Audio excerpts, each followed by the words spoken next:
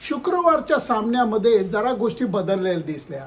नाणेफेक जिंकून राजस्थाननी पहिली बॅटिंग करायची हिंमत दाखवली आणि सुरुवातीच्या काळामध्ये सिराज आणि रबाडा यांनी अत्यंत अचूक बॉलिंग केली. जयस्वालनी थोडीशी घाई केली आणि विकेट जेव्हा सुरुवातीला जातात त्यावेळेला दडपण वाढत जातं. ज्यावेळेला तुमची पार्टनरशिप सुरुवातीला चांगली होते तेव्हा एकदम गोष्टी बदलतात. पण तरीही कालच्या सामन्यामध्ये मला दोन बॉलर्सचं तर कौतुक आहेच, कारण दोन्हीकडच्या बॉलर्सने आपापल्या परीने प्रयत्न चांगलाच केला. परंतु बॅटिंगच्या बाबतीत जे उठून दिसलं त्याच्याबद्दल बोलणं हे क्रमप्राप्त आहे. कारण वैभव सूर्यवंशीनी परत एकदा अप्रतिम बॅटिंग केली.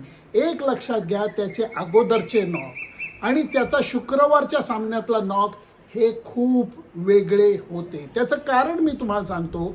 जेव्हा वैभव सूर्यवंशी सलामीला येतो आणि पहिल्या पॉवर प्लेच्या षटक्यामध्ये धुमाकूळ घालतो मोठे फटके मारून, तेव्हाचा वैभव सूर्यवंशी आपल्याला माहिती आहे, त्याची क्षमता आपल्याला माहिती आहे.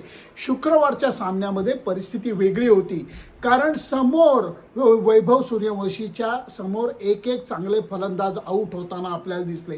सुरुवातीला जयस्वाल आऊट झाला, जुरेल त्या मनाने लवकर आऊट झाला. रायन परागबद्दल मला जास्त अपेक्षा नाही. त्याची पोज मारणं, स्टाईल मारणं, तो अगदी म्हणजे 150 रन्स करूनच बॅटिंगला आल्यासारखा मैदानात उतरतो आणि असं दाखवतो की मी महान बॅट्समन आहे. तसं ते अजिबात नाही आहे. त्याच्या फलंदाजीमध्ये सातत्य अजिबात नाही आहे. अहंकार मात्र डोकावताना दिसतो. तो सुद्धा लवकर आऊट झाला. परंतु वैभव सूर्यवंशी खंबीरपणे विकेटवरती उभा राहिला.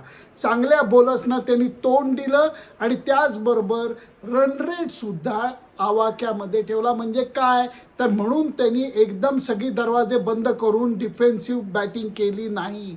शतक त्याचं हुकलं म्हणून सगळेजण हळहळत आहेत आणि ते अगदी बरोबर आहे, कारण लागोपाठ 2 सामन्यामध्ये असं झालेलं आहे. परंतु त्याच्या त्या शुक्रवारच्या खेळीने माझ्यावरती जास्त प्रभाव टाकल्यासारखं वाटतं आहे. त्याचं कारण, जेव्हा तुमचा संघ अडचणीत असतो, जेव्हा समोरनं विकेट जात असतात, त्यावेळेला तुम्ही तुमचा खेळ करणं, योग्य बॉल्सना मान देणं आणि जे मारण्याचे बॉल आहेत त्यांना भिरकावून देणं, या सगळ्या गोष्टी वैभव सूर्यवंशीनी मस्त करून दाखवल्या.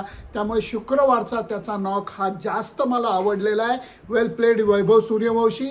भारतासाठी या खरोखर इतकी शुभ लक्षणं आहेत की एका पाठोपाठ एक चांगले खेळाडू हे भारतीय क्रिकेटच्या व्यवस्थेतनं निर्माण होताना दिसत आहेत, जे भारतीय संघाची पुढे जाऊन सेवा करणार आहेत.